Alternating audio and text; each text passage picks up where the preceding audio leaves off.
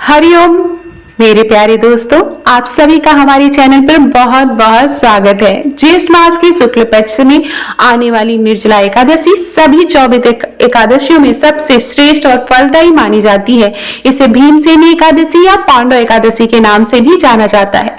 भीषण गर्मी में बिना जल के व्रत रखने से साल भर की एकादशियों का पुण्य एक ही एकादशी व्रत रखने से प्राप्त होता है। तो आइए जानते हैं इस व्रत की संपूर्ण व्रत कथा। इस व्रत को कथा को सुनने मात्र से ही आपको 1000 अश्वमेध यज्ञ के बराबर फल की प्राप्ति होती है। स्वागत है, मैं भाविनी मिश्रा आप सभी के सुखी, स्वस्थ और मंगलमय जीवन की कामना करती हूँ। आप सभी को निर्जला एकादशी व्रत की बहुत बहुत शुभकामनाएं और आज का दिन आपका बेहद ही शुभ जाए।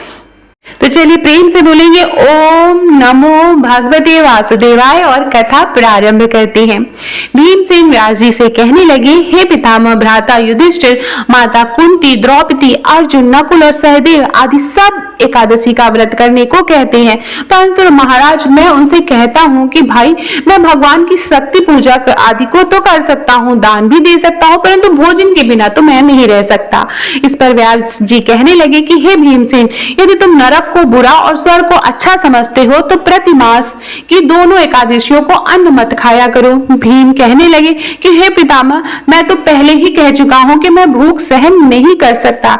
यदि वर्ष भर में कोई एक ही व्रत हो तो मैं रख भी सकता हूँ, क्योंकि मेरे पेट में वृक नाम वाली अग्नि है, सो मैं भोजन किए बिना नहीं रह सकता। भोजन करने से वह शांत रहती है, इसलिए पूरा उपवास तो क्या एक समय भी बिना भोजन किए रहना मेरे लिए बहुत ज्यादा कठिन है। अतः आप मुझे कोई ऐसा व्रत बताइए जो व्रत वर्ष के में केवल एक ही बार करना पड़े और मुझे स्वर्ग की प्राप्ति हो जाए। श्री व्यास जी कहने लगे, हे पुत्र, बड़े बड़े ऋषियों ने बहुत शास्त्र आदि बनाए हैं जिनसे बिना धन के थोड़े परिश्रम से ही स्वर्ग की प्राप्ति हो सकती है। इसी प्रकार शास्त्रों में दोनों पक्षों की एकादशी का व्रत मुक्ति के लिए रखा जाता है। व्यास जी के वचन सुनकर भीमसेन नरक में जाने के नाम से ही भयभीत हो गए और कांप कर कहने लगे कि अब मैं क्या करूं। मास में 2 व्रत तो मैं नहीं कर सकता, हाँ वर्ष में 1 व्रत करने का प्रयत्न अवश्य कर सकता हूँ। अतः वर्ष में 1 व्रत करने से यदि मेरी कोई मुक्ति हो जाए तो ऐसा कोई व्रत मुझे आप बताइए।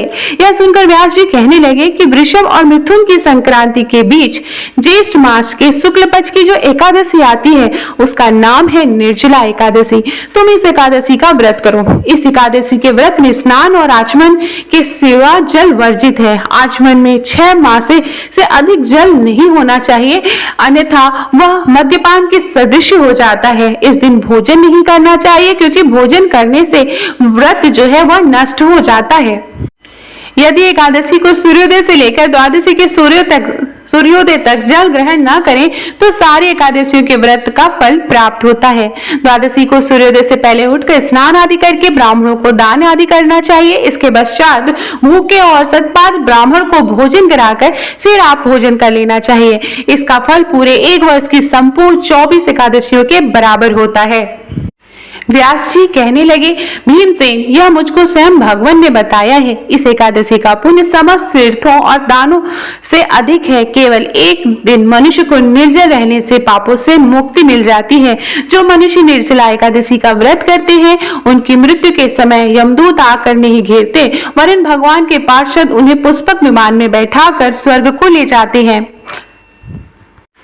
अतः संसार में सबसे श्रेष्ठ निर्जला एकादशी का व्रत है, इसलिए यत्न के साथ इस व्रत को करना चाहिए। उस दिन ओम नमो भगवते वासुदेवाय मंत्र का उच्चारण करना चाहिए और गौदान करना चाहिए। इस प्रकार व्यास जी के आज्ञानुसार भीमसेन ने इस व्रत को किया, इसलिए इस एकादशी को भीमसेनी या पांडव एकादशी भी कहते हैं। निर्जला एकादशी व्रत करने से पूर्व भगवान से प्रार्थना करें कि हे भगवान, आज मैं निर्जल व्रत करता हूँ, दूसरे दिन भोजन करूंगा। मैं इस व्रत को श्रद्धा पूर्वक करूंगा, अतः आपकी कृपा से मेरे सब पाप नष्ट हो जाएं।